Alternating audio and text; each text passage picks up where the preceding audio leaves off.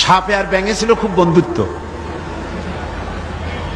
ব্যাঙ বলছে সাপ, তোমারে দেখতে খুব ভালো, তেল কুচকুচে, তারপরে তুমি যখন ফনা ধরো তাও দেখতে বেশ সুন্দর, কিন্তু তোমার একটা দোষ, এটা না বলে পারলাম না, নেভার মাইন্ড।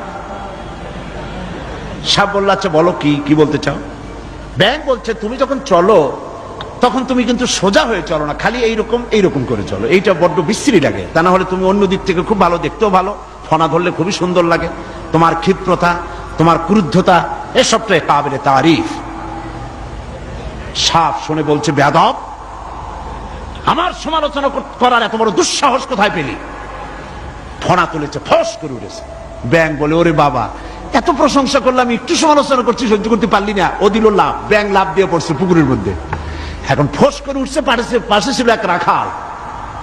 ফোস করলো কি, আগায় দেখে যে সাপ, হাতে ছিল হেদায়েতুল্লাহ, বুঝছেন তো কি?